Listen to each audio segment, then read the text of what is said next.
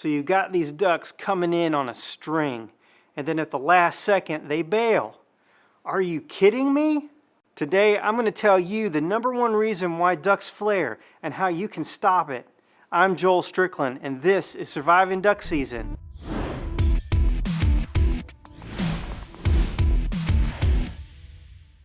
Thanks for watching Surviving Duck Season, where we feed your waterfowl obsession and help you to maximize your hunting experience. Now, when it comes to making ducks and geese land where you want them to, you need to be in a good spot. The decoys need to be arranged properly, and your calling should entice them to try to land. But when you do everything right, it's so frustrating when they bail at the last second. You know what I'm talking about.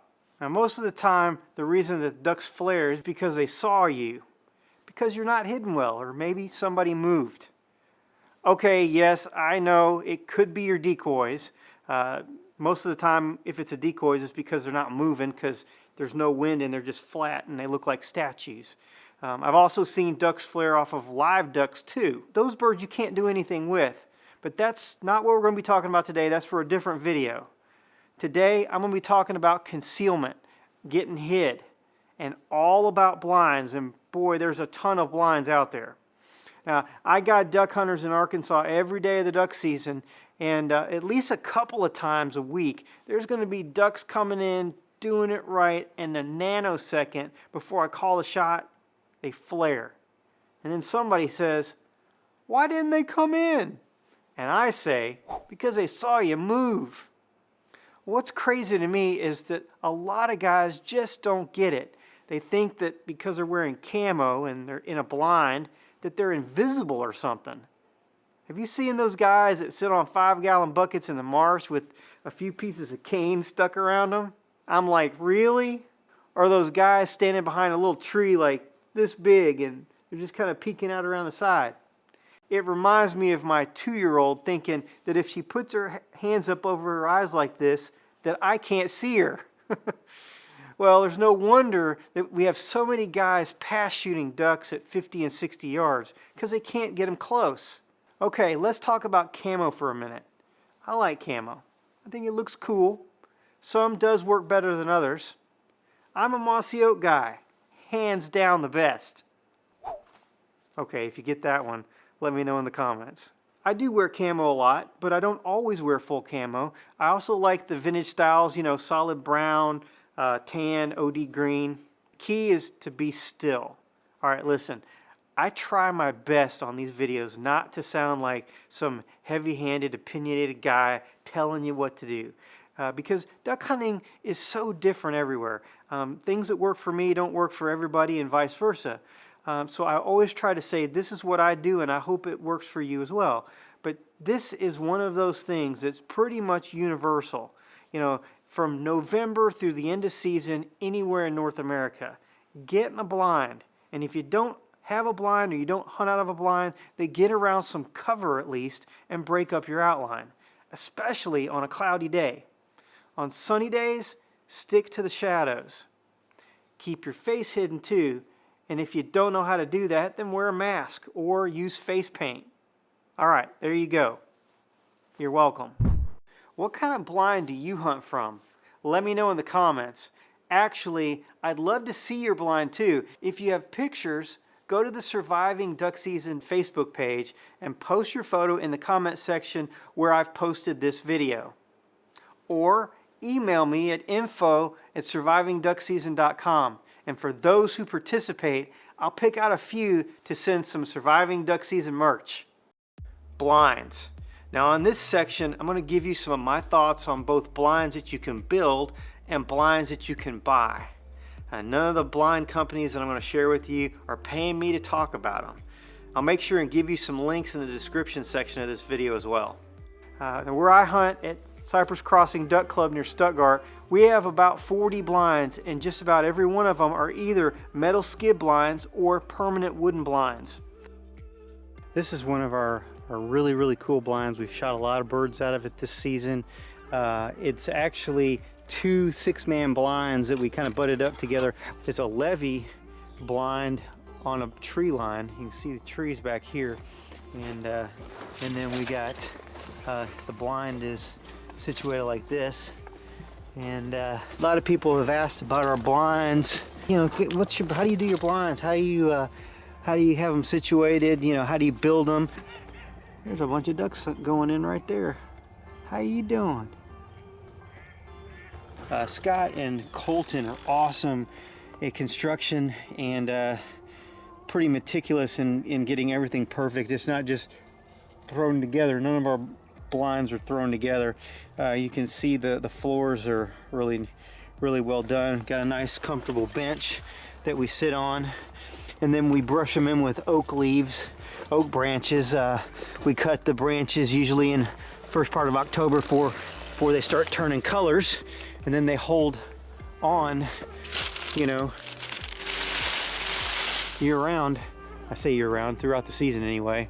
They'll hold a lot of abuse from the wind, and if we get any ice or snow or whatever, they'll usually stick on there pretty good. This year we've had a lot of limited out days, and these I say these two blinds, we just consider it one blind. We've had quite a few days where we bring 8 or 9 or 10 guys out here, and I know that sounds crazy to some people to hunt with that many people, but that's kind of what we do a lot of times here in Arkansas, and it's not a big deal, and everybody gets a chance to shoot their own ducks and geese and all that sort of thing.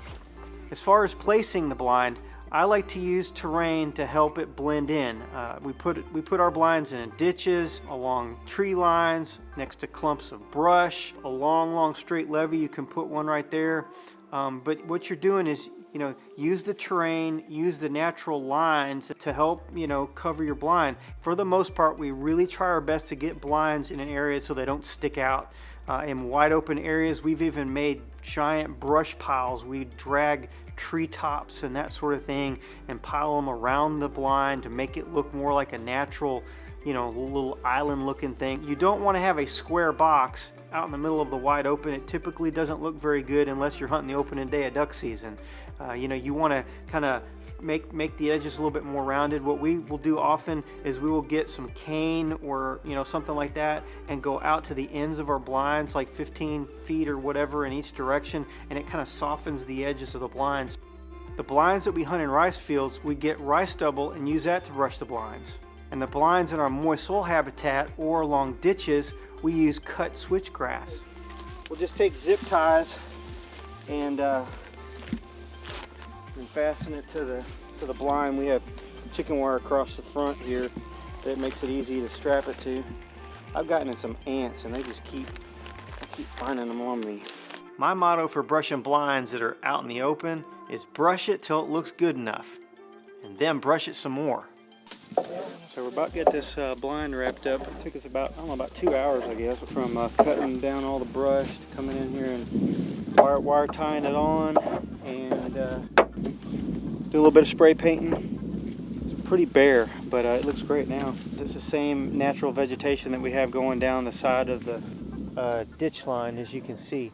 We brush in our layout blinds with natural cover that is native to the area that we're going to be hunting in.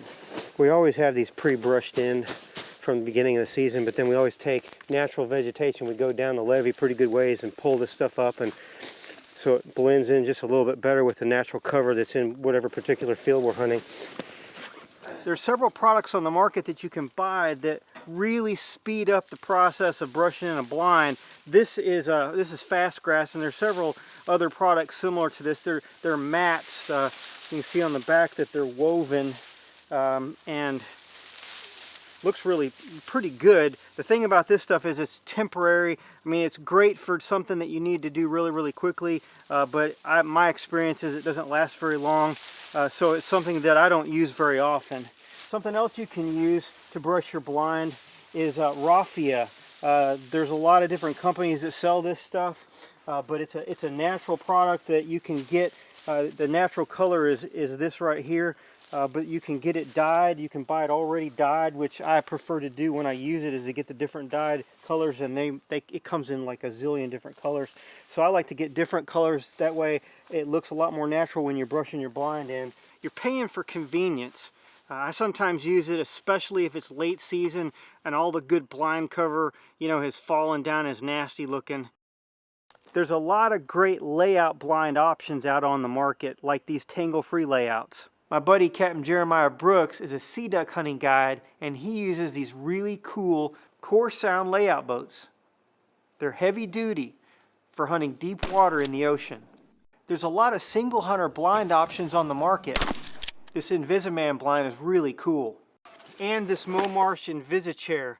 I've used a lot of the Momarsh products over the years. They make really, really great stuff.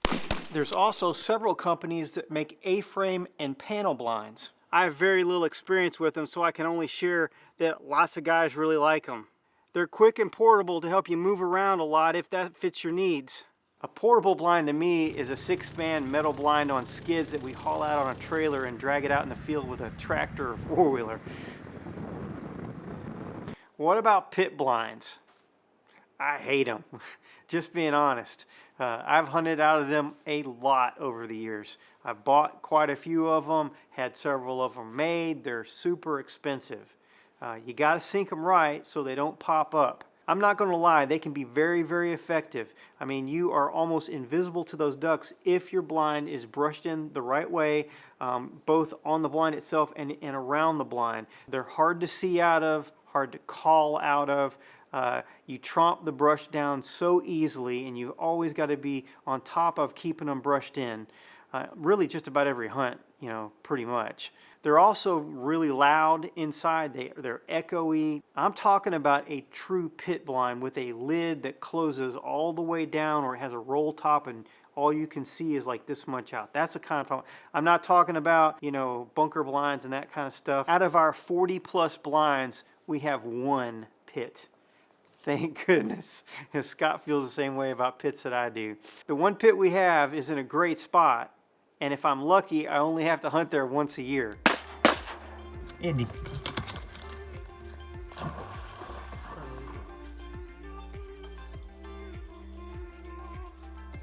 In all honesty, we do really well at that blind, but I just hate hunting out of it. And when we hunt in the flooded timber, or we hunt tree lines where we don't have a blind, we don't get right on the very, very edge. We don't get right at the edge of our hole. We'll normally get back 1 or 2 trees away from the hole. That way we're not sticking out when the ducks break in the woods and come in the hole. What if you're hunting out of a boat? Well, I've hunted out of boat blinds some, not tons, but back when I was younger, we had some on our boats and we used them. There's a great boat blind company called Pop-Up Blinds. They're custom-made boat blinds for your boat. Whatever kind of duck boat you have, they can make one that fits your boat perfectly. It's a family business, all made in the USA. Decoys, duck calling, and location are all very, very important aspects to duck hunting. But which one is the most important? Check out this video right here, and I'll let you know what my thoughts are. If you've seen that video, check this one out right here. I'm Joel Strickland. God bless, and I'll see you on the next video.